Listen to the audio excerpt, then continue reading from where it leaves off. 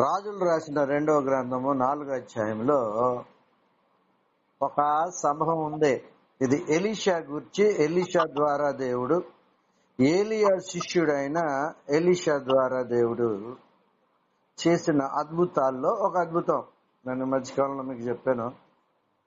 ఒక్కొక్క అద్భుతం గురించి మీరు అధ్యయనం చేయండి, మెడిటేట్ చేయండి, ధ్యానించండి. Why I tell like that now? Why I told you?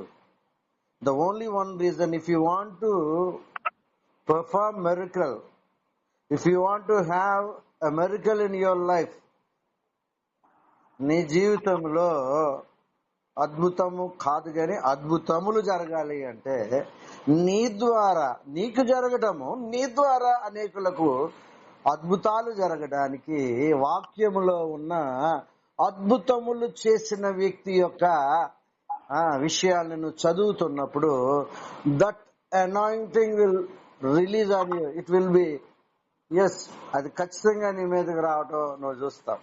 ఉత్తరాయి వ్రాయబడలా, ఎవరో ఎలీషా చేసాడంటే ఒక అద్భుతం, ఆహా ఊహని చప్పలు కొట్టుకోవడానికి కాదు. దేవుడు చేసిన అద్భుతాలు, దేవుని ద్వారా చేయబడిన అద్భుతాలు నీ జీవితంలో, నా జీవితంలో జరగాలని దేవుని ఆశ. మనం ప్రత్యేకింపబడిన వారు. People should notice it, recognise it. మనుషులు అది గమనించినట్లుగా దేవుడు తన మహిమను, తన కార్యములను మన ద్వారా సంఘానికి, సమాజానికి, లోకానికి తెలియజేయాలని ఆశపడతాడు. ఇది మనకు అర్థం అవ్వాలా. ఏదో చదువుకొని పోవడానికి కాదు, అది నీ ద్వారా జరగాలని ఒకే ఒక్క ఉద్దేశంతో దేవుడు ఇవన్నీ వ్రాయించాడు. ఇది అర్థం అవ్వాలి మనకి. ఏలియా శిష్యుడైన ఎలీషా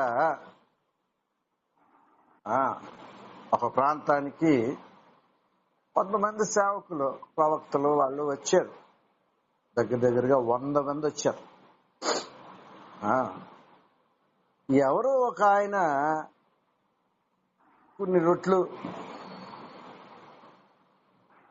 ఎవల రొట్లే తీసుకొని వచ్చి ఇచ్చి వెళ్ళాడు. పనివాడు అడుగుతున్నాడు, శిష్యుడు అడుగుతున్నాడు ఎలీషాని, 100 మంది ఉన్నారు కదా, ఇది ఎలా సరిపోతుంది అంటే ఎలీషా చెప్పిన మాట ఏంటో తెలుసా? ఇది 20 మందికి కూడా సరిపోదు, రైట్, బట్ యెహోవా సెలవిస్తున్నాడు, ఈ 100 మంది తినగా ఇంకేమవుతుందట, మిగులుతుంది. హల్లెలూయా. మీకు ఒక విషయాన్ని చెప్తున్నాను, జ్ఞాపకం చేసుకోండి. యేసు ప్రభువు చేసిన అద్భుతాలన్నీ కూడా ఆయన ఓల్డ్ టెస్ట్మెంట్ లోంచి తీసుకొని పర్ఫార్మ్ చేశాడు. ఎలీషా 100 మందిని 20 యవల రొట్టెలతో పోషిస్తే యేసు ప్రభు 5 రొట్టెలు 2 చేపలు 5,000 మందికి అయినా పంచినట్టుగా కనబడుతుంది. మీరు ఎప్పుడైనా గుర్తుపెట్టుకోండి, యేసు ప్రభు చేసిన మిరకల్స్ అన్ని కూడా అన్ని పాత నిబంధనలో జరిగిన వాటి నుంచి తీసుకున్నాయి. నేను చాలా సార్లు చెప్పిన మాట, మత్తయి సువార్త 4వ అధ్యాయంలో ఒక మాట ఉంటది. ఏంటుంటదంటే, నీకు యేసు ప్రభు 40 రోజులు ఉపవాస ప్రార్థన చేసిన తర్వాత ఆయన ఆకలి కొనగానే వ్రాయబడింది సువార్తలలో.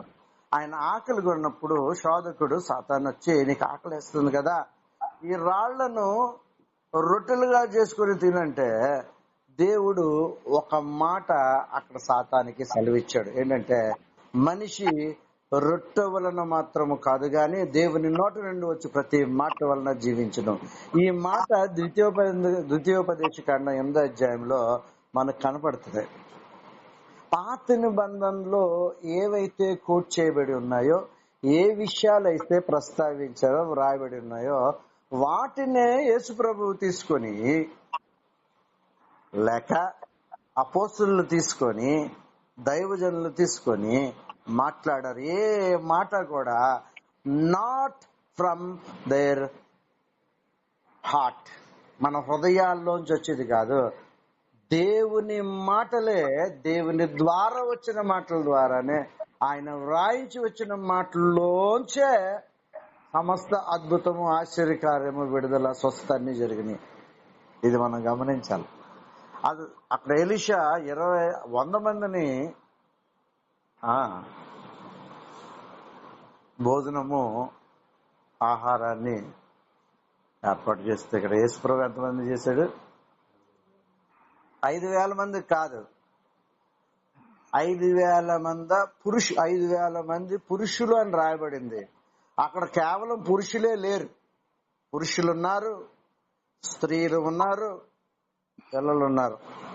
ఆ యొక్క 5 రొట్లు 2 చేపలు తెచ్చింది ఒక చిన్న బాలుడు. కాబట్టి పిల్లలు ఉన్నారు, స్త్రీలు ఉన్నారు, అవి లెక్కింపబడలా. మత్తయి తన 13వ అధ్యాయంలో రాస్తూ ఏమన్నాడంటే ఇంచుమించు 5,000 మంది పురుషులు భోజనం చేస్తారని అన్నాడు. కాబట్టి more than 5,000, maybe 10 or more than that. స్త్రీలు పిల్లలతో కలుపుకుంటే 10,000 పైన ఉండొచ్చు. కాబట్టి ప్రతిదీ కూడా పాత నిబంధనలోంచి తీసుకొని దానిని మోడిఫై చేసి మల్టిప్లై చేశాడు. ఈ రోజున మాట ఏడు తెలుసా? గాడ్ వాంట్స్ టు మల్టిప్లై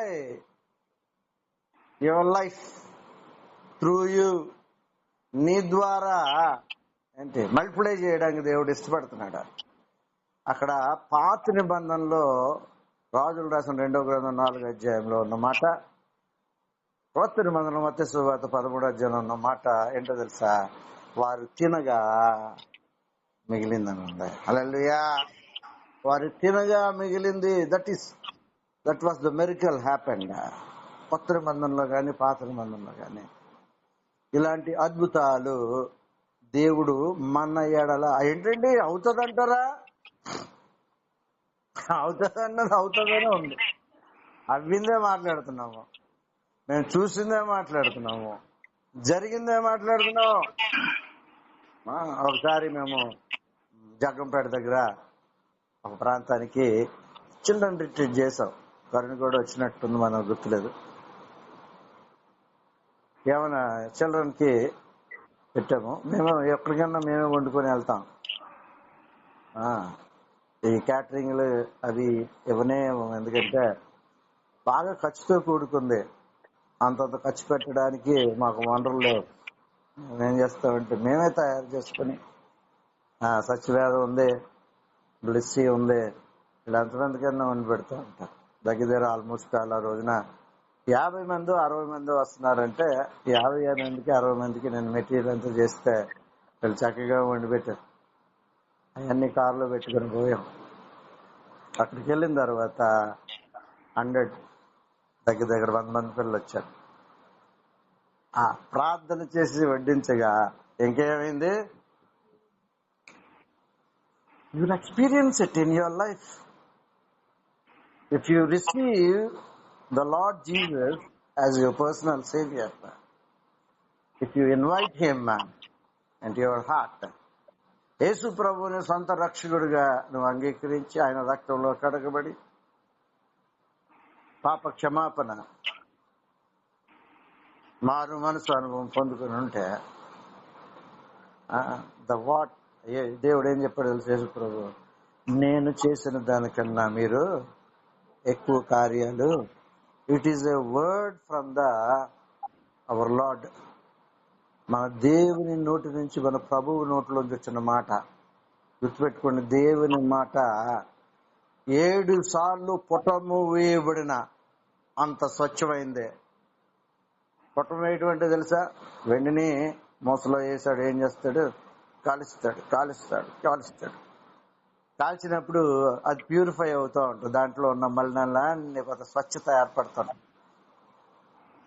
అది 7 సార్లు చేస్తే ఎంత స్వచ్ఛత వస్తుందో, దేవుని మాట అంత స్వచ్ఛమైనది. దాంట్లో ఏమీ సందేహించడానికి అవకాశమే లేదు. కాబట్టి ఆయన ఒక మాట సెలవిచ్చాడంటే డన్, అంత అయిపోతుంది, ఆమెన్. కాబట్టి అది నువ్వు ఎక్సర్సైజ్ చేయాలా. అది ఆయన ఉద్దేశం. నువ్వు దాని మీద మెడిటేట్ చేసి ఆ విధంగా తండ్రికి ఉన్న ఆశ ఏంటంటే నాకన్నా పిల్లలు టాప్ లో ఉండాలని చాలా ఆనందం అయిపోయింది. నిన్న రెండో విషయం ఏంటంటే నిన్న విడుదల పొందుకోవడమే కాదు, మమ్ముకు చేసిన సెండ్ ఆఫ్ 25,000 లోపులో ఉన్న ఎంప్లాయీస్ ఉన్నారు. వాళ్ళతో పెద్దగా ఇంటరాక్ట్ అవ్వాల్సిన అవసరం లేదు. But when they shared there personal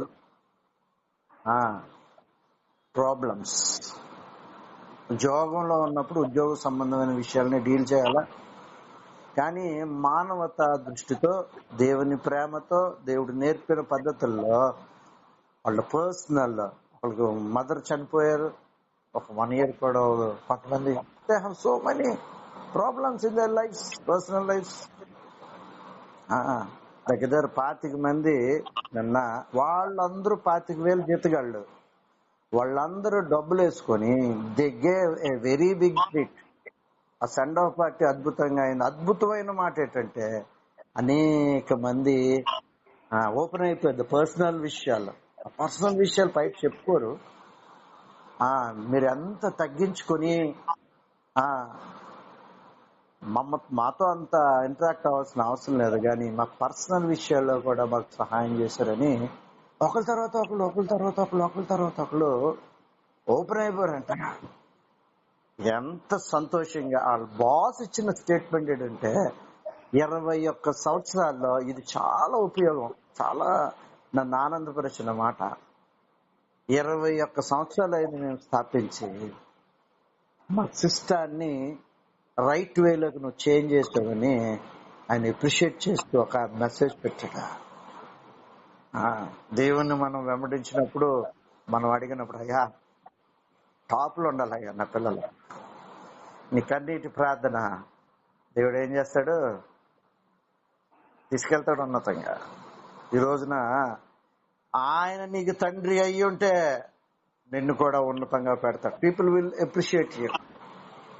ఎక్కడికి వెళ్ళినా నీ బ్రాండ్, ద క్రైస్ట్ బ్రాండ్, క్రీస్తు చిహ్నాలను, ఆ యొక్క సాక్ష్యాన్ని నువ్వు విడిచిపెడతావు. దేవుని ప్రేమ వాళ్ళు టేస్ట్ చేయగలుగుతారు. కారణం ఏంటంటే మన ప్రార్థన, మన ఆశ, మన ఆసక్తి. బిడ్డల ఎడల నేను ఏదైతే అనుకుని ప్రార్థన చేస్తా ఉన్నాను, ఎన్నో సంవత్సరాల క్రితం అడుగుతా ఉండేవాడిని దేవుడిని, show me the picture of my children. God has shown all the things what is going to happen in their lives. చూపించాడు. కాబట్టి దేవుడు కూడా తన బిడ్డల ఎడల తనకన్నా, ఎందుకంటే తండ్రి మనసది తనకన్నా ఉన్నతంగా ఉండాలని ఆశపడతాడు. కాబట్టి ఈ రోజున ఈ మాట వింటున్నా నీవు ఎక్సర్సైజ్ ఆన్ ఇట్, మల్టిప్లై చేయడానికి, మల్టిప్లికేషన్. అర్థమవుతుందా? నేను మల్టిప్లై చేస్తా, నీ ద్వారా అనేకులకు అనేక విషయాలు విస్తరింపబడతాయి. ఇది నువ్వు అనుభవించడానికి ఈ వాక్యంలో, ఈ మాటలో వ్రాయబడ్డాయి. 2 Kings, రాజుల 2వ గ్రంథం 4వ అధ్యాయము, మత్తయి సువార్త 13వ అధ్యాయం. సమయం లేదు కాబట్టి అన్ని తీయట్లా, అవన్నీ తీసి చదువుకోండి, మెడిటేట్ ఆన్ దట్. తినగా ఇంకా మిగులుతుందట. అర్థమైందా? మిగిలే పరిస్థితి, లోటు ఉండే పరిస్థితి నీ జీవితంలో ఉండదు. నీ జీవితంలో ఉండడం కాదు, నీ వెళ్ళిన వాళ్ళ జీవితంలో కూడా సమృద్ధి ఉంటుంది. అది వ్రాయబడింది. వారు 12 గంపలు ఎత్తిరి అని రాయబడింది పాత నిబంధనలో, క్రొత్త నిబంధనలో. కాబట్టి ఈ అనుభవాలు చదివినప్పుడు, ఇలాంటివి మన జీవితంలో జరిగినప్పుడు సంతోషం, ఆనందం. ఆయన గురించి మాట్లాడకుండా, ఆయన గురించి వివరించకుండా, ఆయన కొరకు స్తుతించి ఆయనతో గడపకుండా ఎలా ఉండగలుగుతాం?